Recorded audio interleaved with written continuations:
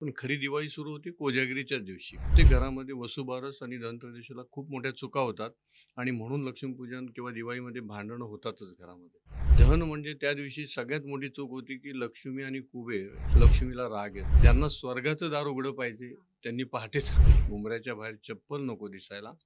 येताना लक्ष्मीची पावलं कशी काढा, तुमच्या पद्धतीने काढा, किती अंतरावर काढा, पण लक्ष्मीची पावलं दिसली पाहिजेत. ज्यांची परिस्थिती नाही त्यांनी नवीन कपडे आणलेच पाहिजे असं नाही.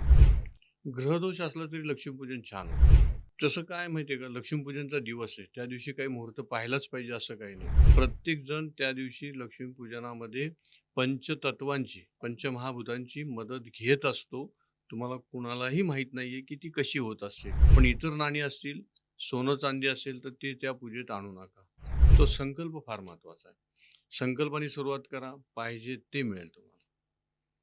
नोटांची त्याच्यामध्ये शक्यतो 1 आणि 8 नंबर असलेल्या नोटा ठेवू नका. वरची नोट हे मंगळाचं वर्ष म्हटलं जातं, तर ते अग्नीसाठी थोडंसं त्रासदायक होऊ शकतं. एकाच आसनावरती तिजोरीत दोन्ही वस्तू ठेवू नका आणि घरामध्ये काही वाईट घडू नये यासाठी ती पूजा आहे. वर्षभर तुमच्याकडे लक्ष्मी कशी पाणी भरते असं म्हणायला हरकत नाही, इतकं छान आहे. नमस्कार, मी सोनम. स्वागत आहे तुमचं महाराष्ट्र जागरणमध्ये. दिवाळी काही दिवसांवर आहे आणि दिवाळी सुरू होणार आहे आणि दिवाळीला भरपूर प्रश्न पडत असतात, की काय केल्याने लक्ष्मी प्रसन्न होणार? कुठल्या सणाचं काय महत्त्व आहे? त्या संपूर्ण विषयावर आज आपण चर्चा करणार आहोत. माझ्यासोबत जे बसले आहेत ते आहेत रवींद्र बर्वे सर. सरांबद्दल सांगायचं झालं तर परमपूजनीय श्री सद्गुरू जंगली महाराज यांच्या घराण्याची परंपरा लाभलेले, त्याचबरोबर त्यांना 40 विषयांमध्ये प्रभुत्व आहे. खूप स्वागत आहे तुमचं महाराष्ट्र जागरण या नमस्कार. चॅनलला. सर एकंदरीत बघायला गेलं तर बऱ्याचशा लोकांमध्ये कन्फ्युजन आहे, की 2025 ची दिवाळी सुरू नेमकी कुठून होते? तर त्याबद्दल काय सांगाल? दिवाळी सुरू होताना प्रत्येकाला वाटतं कोणत्या कोणत्या दिवशी प्रयत्न करतात, पण खरी दिवाळी सुरू होती कोजागिरीच्याच दिवशी. हं, काकड आरती सुरू झाली की त्या दिवशी सकाळी पहाटेपासून दिवाळीचंच वातावरण असतं. हं, मग कोजागिरीपासून दिवे लावले तरी चालतात, हं, ज्यांना शक्य आहे त्यांनी लावावेत. हं. मग खरी दिवाळी आहे ती एकादशी. एकादशीला आकाशकंदील, लाईटचे दिवे सगळे लावले पाहिजेत. सगळे लावले पाहिजे. एकंदरीत आपण बघतो, की वसुबारस आहे, धनत्रयोदशी आहे, लक्ष्मीपूजन आहे, असे वेगवेगळे दिवस असतात आणि त्या प्रत्येक दिवसाला प्रत्येक दिवसाचं महत्त्व महत्व आहे. आहे. तर आपण पहिल्या दिवसापासून जाऊया, की वसुबारसला काय केलं पाहिजे? वसुबारसला काय केलं पाहिजे हा खरोखर तुम्ही खूप चांगला प्रश्न विचारला. कारण प्रत्येक घरामध्ये वसुबारस आणि धनत्रयोदशीला खूप मोठ्या चुका हं, होतात आणि म्हणून लक्ष्मीपूजन किंवा दिवाळीमध्ये भांडणं होतातच घरामध्ये. वसुबारसला गहू खायचा नाहीये घरी आणि मूग खायची नाहीयेत. गहू आणि मूग खाल्ले नाहीत तर घरात भांडणं होणार नाहीत. त्या दिवशी भाकरी खा. आता काही लोक गाई आणि वासराला पण भाकरी आणि काही हो, गवारीची भाजी नैवेद्य. देतात. तुम्ही गवारीची भाजी आणि भाकरी तुम्हाला खाण्यासाठी आहे. हं, ती थोडीशी लोकांची फसगत झालेली आहे. गाईला फक्त गूळ दिला तरी सुद्धा तुम्हाला पुण्य ओके. मिळणार आहे. आणि द्यायचीच असेल तर त्या गाईचं पोट फुगेपर्यंत सगळे देत राहतात. छोटीशी भाकरी करा आणि गूळ मात्र द्या. ह्या 2 गोष्टी गाईला द्या.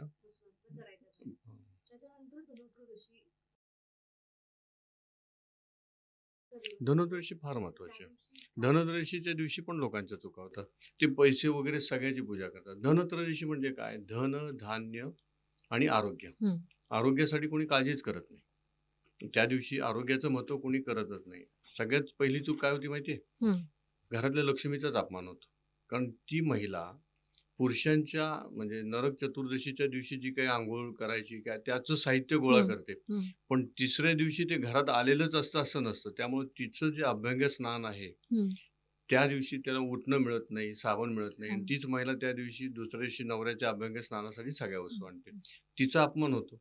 मग घरात परत भांडणं होतात. धनत्रयोदशीच्या आदल्या दिवशीच आपल्या घरातल्या महिलांची अभ्यंग स्नान झालं पाहिजे. त्यामुळं तुम्ही ही सगळ्या वस्तू आदल्या दिवशी आणल्या पाहिजेत. सुरुवातीला अभ्यंग स्नानापासून सुरुवात झाली. नंतर दिवसभरामध्ये आरोग्यासाठी काय असेल हं, त्या घरात वस्तू आणल्या पाहिजेत. त्याच्यामध्ये ड्रायफ्रुट्स आहेत. म्हणजे काजू, बदाम, खारीक, मनुके, बेदाणे हं. आणि पिस्ता ह्याच्यापैकी कोणत्याही 5 वस्तू आणा. औषध म्हणून घरात ठेवा.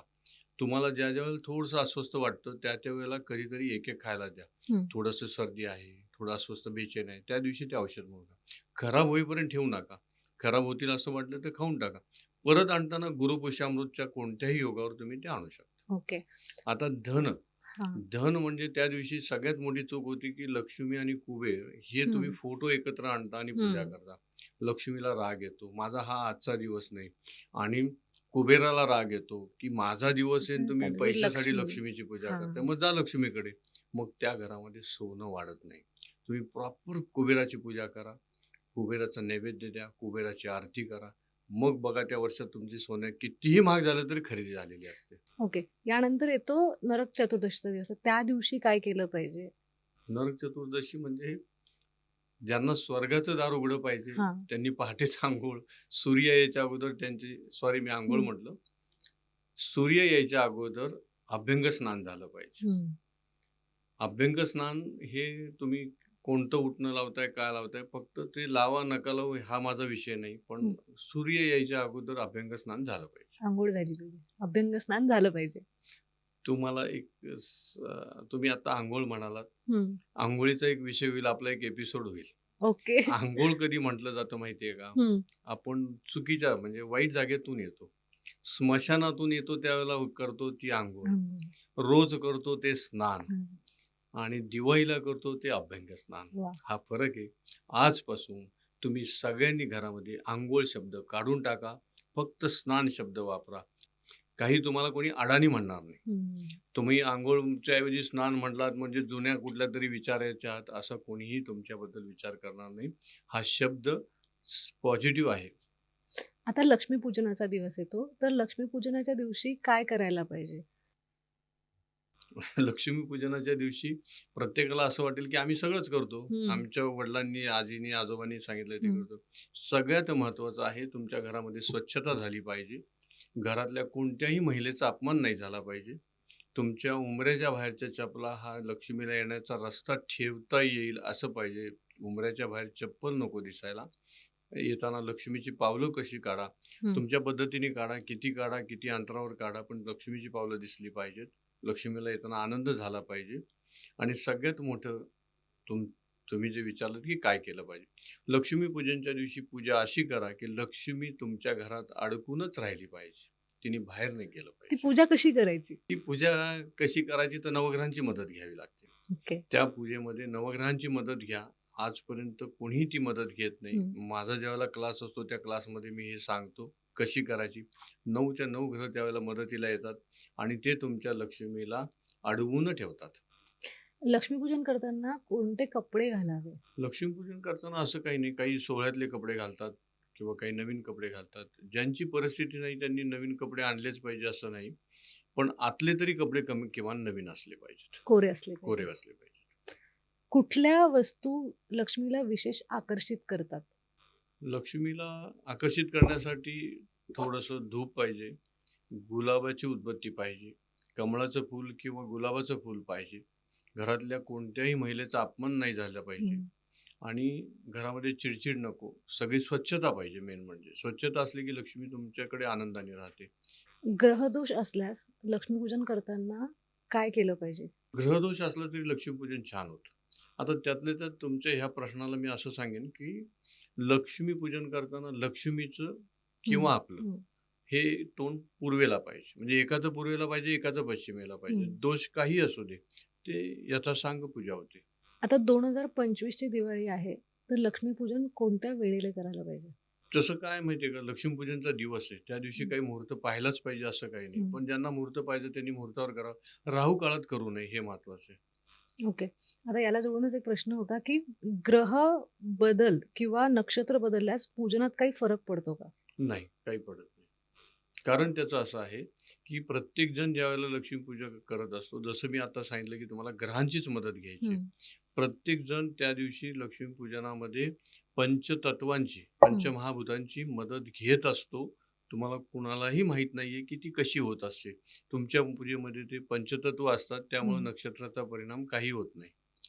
कोणत्या राशीला धनप्राप्तीसाठी विशेष मंत्र उपचाराची गरज असते? नाही, मंत्र कोणी म्हटलं तरी चालतं. लक्ष्मीचा कोणताही मंत्र म्हणा, तो चालतो. पण कसं आहे माहिती आहे का, रास कोणती असू दे, लक्ष्मी तुमच्यासाठी प्राप्त करायची, कोणीही मंत्र म्हटला तरी चालेल. लक्ष्मीपूजन करताना कुठल्या गोष्टी टाळायला पाहिजे? कुठल्या गोष्टी टाळायला पाहिजे, तर तुम्ही जे काही नोटांची पूजा करता, त्याच्याबरोबर सोनं, चांदी आणि सोन्या चांदीची नाणी आणून ठेवता. हां, ते लक्ष्मीचंच नाणं असेल तर ठेवा. पण इतर नाणी असतील, सोनं चांदी असेल तर ते त्या पूजेत आणू नका. त्याची पूजा तुम्ही धनत्रयोदशीच्या दिवशी करा. कारण धनत्रयोदशी ही धनाची आहे हं. आणि लक्ष्मीपूजन हे लक्ष्मीचं आहे. लक्ष्मी म्हणजे पैसे. त्या दिवशी फक्त पैशाची पूजा करा. ओके. सर आता तुम्ही म्हटलंय, की दागिने नको, नोटांची वगैरे पूजा करा. तर मग त्या पूजेची सुरुवात कशी करायची आणि कुठल्या नोटा वापरायच्या असं काही आहे का? तुम्ही याबद्दल सांगता? हो, तर मी म्हणून नेहमी सांगतो लोकांना, पूजेची सुरुवात करताना तुम्ही संकल्प केला पाहिजे, हं. की मला ह्या वर्षी किती पैसे पाहिजेत. माझ्या घरात बापरे! लक्ष्मीनी कसं राहायला पाहिजे आणि किती पैशाची वाढ आहे. अशी मागितली पाहिजे, की रोज इतकं जे काही तुमचं आहे त्याच्या हं. दुप्पट-तिप्पट मागू शकता. ज्याला महिन्याचा ₹1,00,000 पगार त्यांनी रोज ₹1,00,000 मागून उपयोग होणार नाही. मग तुम्ही त्या पटीत मागा, की जे मिळवू शकतो आपण ते मागा. वर्षभरात किती पैसे झाले पाहिजेत, पैशाने होणाऱ्या की हं. काय-काय वस्तू झाल्या पाहिजेत हे मागा. तो संकल्प फार महत्त्वाचा आहे. संकल्पाने सुरुवात करा, पाहिजे ते मिळेल तुम्हाला. आणि ते नोटांचं. नंबर. हां. नोटांमध्ये मी जे सांगतो लोकांना, कारण तुम्ही कितीही नोटा नवीन आणल्या, हं. तरी त्याच्यावर जो नंबर असतो, तो तुमच्या घरात वर्षभर काय द्यायचं तो नंबर ठरवतो. त्या नंबरमध्ये जर कोर्टाचे नंबर आले असतील, तर तुमच्या घरात कोर्टात जायचा प्रसंग येतो. कोणतरी कंप्लेंट करतं, चौकीत तरी जावं हं. लागतं.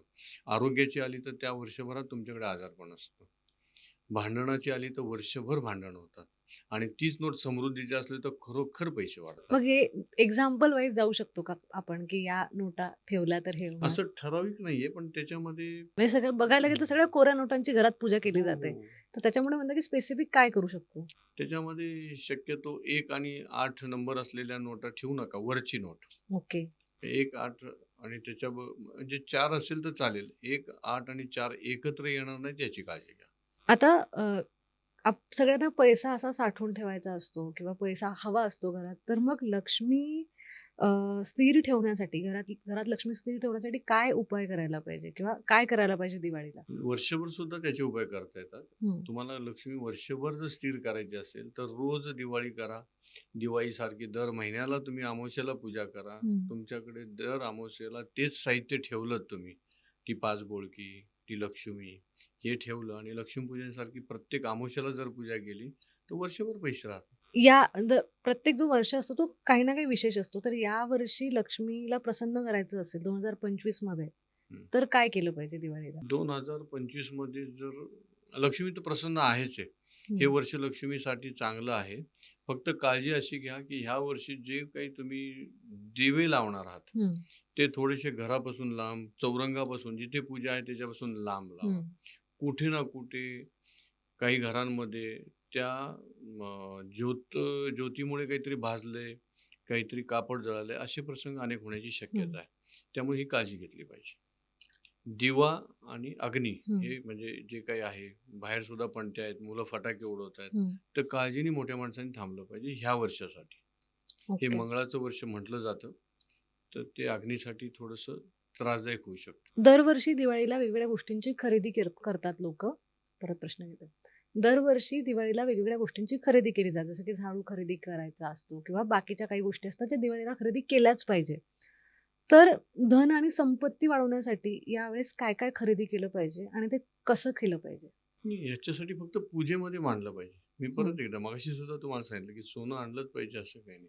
ह्याच्यामध्ये खरेदी करताना तुम्ही लक्ष्मीला प्रिय जे आहे, हं. ते गुलाबाची उदबत्ती पाहिजे. हं. खास करून तुम्ही केवडा आणला किंवा आणखीन कुठली धूपं हं. आणली तर ते उपयोग नाही. धूप चालतं, पण मग उदबत्ती तरी तुम्हाला ह्याची पाहिजे, गुलाबाची. गुलाबाची पाहिजे. आणि त्याचे काही रोज मंत्र म्हटले पाहिजेत वगैरे असं काही नाही. हं. तुम्ही त्याच्यावरती हां, ते ठेवताना आसन तुम्ही ज्यावेळेला तिजोरीत ठेवाल, हं. त्यावेळेला त्याला आसन द्या. ओके. म्हणजे ज्या नोटा ठेवायच्या त्याला तुम्ही पिवळं, लाल कोणतंही दिलं हं. तरी चालणार आहे. हं. पण ज्यावेळेला कुबेराचं किंवा सोनं आणि चांदी ठेवणार आहात, हं. त्याला हिरवं आसन द्या. एकाच आसनावरती तिजोरीत दोन्ही वस्तू ठेवू नका. लक्ष्मीसाठी पिवळं, सोनेरी किंवा लाल चालेल हं. आणि सोनं कुबेराचं आणि चांदीसाठी हिरवं असं वस्त्र पाहिजे. आणि कुबेर कुबेर म्हणजे कुबेर सोनं आणि चांदी. दिवाळीमध्ये आपण ज्याला लक्ष्मी म्हणतो, हं. केरसुणी आहे. तर त्या 2 घेतल्या पाहिजेत. 1 न घेता 2 घ्या. त्याची पूजा करताना तो दांडा आपल्या बाजूला ठेवा. 5 बोळकी, त्याच्यावरती एक कोरी पणती ठेवायची. तिला दिवा वगैरे हं. लावायचा हं. नाहीये. हं. ती 5 बोळकी त्याच्या एकावरती पणती ठेवलीच पाहिजे. पंचतत्वामध्ये जे आकाश तत्व आहे, ते झाकण्यासाठी आकाशापर्यंत आपल्याला जायचं नाही, ते झाकलं पाहिजे म्हणून एकावर पणती ठेवायची पूर्वीपासूनची प्रथा आहे. पूर्वीचे जे कुंभार 5 बोळकी द्यायचे हं. त्यावेळेला आवर्जून एक पणती देत होते. आता आपल्याला खरेदी करताना ती त्या विक्रेत्याकडनं विकत घ्यावी लागते हं. वेगळी, पण ती घेतली पाहिजे. काहींच्या लक्षात येत नाही. केरसुणी, 5 बोळकी, हं. मूर्ती घेतलीच पाहिजे असं काही नाही, कारण त्या मूर्तीचा परत अपमान होतो. हं. आणि जे काही वस्तू, फळं, 5 फळं ठेवायचे त्याच्यामध्ये काही तर व्यापाऱ्यांनी ऊस घेतला पाहिजे. घरात पूजा करणाऱ्यांनी ऊस घेतलाच पाहिजे असं काही नाही. पण तुमची परंपरा आहे, तर गेली 10-15 वर्ष तुम्ही ज्या वस्तू तिथे ठेवता, त्या तुम्ही घेतल्या तरी चालणार आहेत. ओके. तुमची परंपरा सोडू नका. थोड्याफार गावागावांच्या फरकामुळे त्या परंपरा आहेत, त्या तुम्ही तुमच्या फॉलो करा. तर आता लक्ष्मीपूजनापर्यंत आपण आलो आहोत. आता त्याच्यानंतर येतो पाडवा. तर पाडव्याचं महत्त्व काय आहे आणि त्या दिवशी काय केलं पाहिजे आणि काय नाही केलं पाहिजे? पाडवा म्हणजे प्रतिपदा.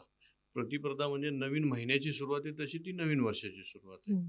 मग नवीन वर्षामध्ये आपल्या घरातल्या विष्णूची पूजा झाली पाहिजे. लक्ष्मीपूजा पर्यंत आपण सगळे छान होतो. घरातल्या सगळ्या महिला, हं. सगळे लक्ष्मीपूजन झालं. मग तोपर्यंत घेतलेली मेहनत ही विष्णूने घेतलेली आहे. मग त्या विष्णूचं म्हणून त्याचं अभ्यंगस्नान झाल्या ओल्या अंगानेच त्याचं त्याला ओवाळलं पाहिजे. हं. काही लोक आल्यावर, कपडे बदलल्यावर ओवाळतात. त्याच्यापेक्षा ओल्या अंगाने ओवाळलेलं जास्त महत्त्व आहे.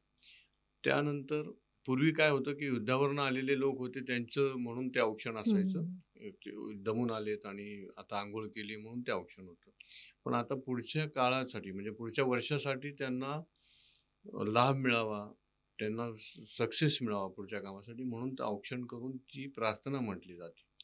आणि घरामध्ये काही वाईट घडू नये हं. यासाठी ती पूजा आहे. त्या दिवशी प्रत्येकाने आपल्या ग्रामदेवतेला पण गेलं पाहिजे. सकाळी तुम्ही अभ्यंगस्नान झालं, हं. त्याच्यानंतर तुम्ही काही फराळ करा, नका करू त्याच्या अगोदर म्हटलं तरी पण त्या दिवशी दुपारपर्यंत ग्रामदैवत, तुम्ही हं. ज्या गावात राहता, ज्या शहरात राहता, त्याच्या ग्रामदैवताला तुम्ही जाऊन आलं पाहिजे. आता तुम्ही फराळचा विषय काढला म्हणून विचारते, की फराळाला किती महत्त्व आहे आणि नैवेद्याला किती महत्त्व आहे? लक्ष्मीपूजनाला आणि बाकी इतर सणांना म्हणजे 5ही जे आपण दिवस साजरे करतो त्या दिवशी? प्रत्येक दिवशी तुम्ही फार चांगला प्रश्न विचारला. हं. आपल्या मगाच्या प्रश्नात ते राहून गेलं होतं. हं. खरोखर ह्या प्रश्नाचा उपयोग होईल सगळ्यांना. प्रत्येक दिवसाच्या पूजेमध्ये पंचामृत पाहिजे आणि वेगवेगळा नैवेद्य पाहिजे.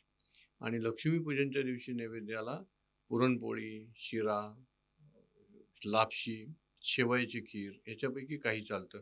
पण जे फराळातलं आहे ते हं. एक वस्तू तुम्ही त्या दिवशी करायची ठेवा. बऱ्याचशा घरामध्ये बेसनाचा लाडू किंवा अनारसा त्या दिवशी केला जातो. तुम्ही काही करा. ताजं केलंय, ताजा नैवेद्य दाखवलं हे लक्ष्मीसाठी पाहिजे. प्रत्येक दिवशी हं. पंचामृत पाहिजे, वेगवेगळा नैवेद्य पाहिजे. तसं पाडव्यासाठी सुद्धा नवीन तुमचा वर्ष आहे त्यामुळे हं. बरेच लोक पुरणपोळी करतात. पण ज्याला जे शक्य आहे त्यांनी करावं. सर याच्यात भाऊबीज हा सुद्धा एक सण असतो. त्या दिवशी आपण नेहमी बघतो, की भावाची ओवाळणी केली जाते किंवा भाऊ-बहिणीचा सण म्हणून बघितलं जातं त्याकडे. तर त्यासाठी काय सांगाल? त्या दिवशी काय केलं पाहिजे किंवा तो सण कसा साजरा केला पाहिजे? भाऊबीज खरोखर खूप चांगला सण आहे.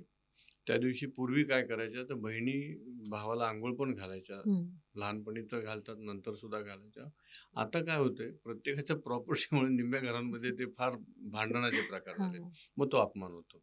आणि बहीण बरेच दिवसांनी आली आहे. जुनं काहीतरी काढायचं, तुझे मिस्टर असं म्हणाले होते, तुझे सासरे असे म्हणाले होते, ह्याच्यावरनं बहिणीला दुखवू नका. काहीतरी बहिणीला खूप छान भेट द्या. तुमची ऐपत असो किंवा नसो, तिला आवडेल ती भेट तुम्ही द्या. वर्षभर तुमच्याकडे लक्ष्मी कशी पाणी भरते असं म्हणायला हरकत नाही. इतकं छान आहे. बहिणीचा अपमान कधी करू नका. आणि एक सगळ्यात महत्त्वाची गोष्ट आहे, माझा भाऊ गोड खात नाही म्हणून त्या दिवशी बऱ्याच घरांमध्ये नॉनव्हेज केलं जातं. हं. तुम्ही त्या दिवशी नॉनव्हेज करू नका. तुमची भाऊबीज त्याच्यानंतर कधी ती तुळशीच्या लग्नापर्यंत भाऊबीज असते. त्या हो. पुढच्या दिवसात करा तेव्हा तुम्ही केलं नाही केलं मला काही त्याच्याबद्दल म्हणायचं नाही. पण प्रॉपर भाऊबीजेच्या दिवशी कृपया नॉनव्हेज खाऊ नका. घरातही करू नका. तर मंडळी आज आपण दिवाळीच्या 5ही दिवसांचं सगळं जे आहे ते कव्हर केलं आहे आणि हा पॉडकास्ट ऐकल्यानंतर, हे उपाय केल्यानंतर तुमची ही दिवाळी दरवर्षीपेक्षा ही दिवाळी खास होणार आहे. तुम्हाला हा पॉडकास्ट कसा वाटला? तुम्हाला हे उपाय कसे वाटले? आम्हाला कमेंट बॉक्समध्ये नक्की सांगा. आणि अजून तुम्हाला कुठल्या-कुठल्या विषयावर सरांसोबतची चर्चा ऐकायला आवडेल, ते सुद्धा आम्हाला कमेंट बॉक्समध्ये नक्की सांगा. आणि व्हिडिओ आवडला असेल तर महाराष्ट्र जागरणला सबस्क्राईब करायला मात्र विसरू नका.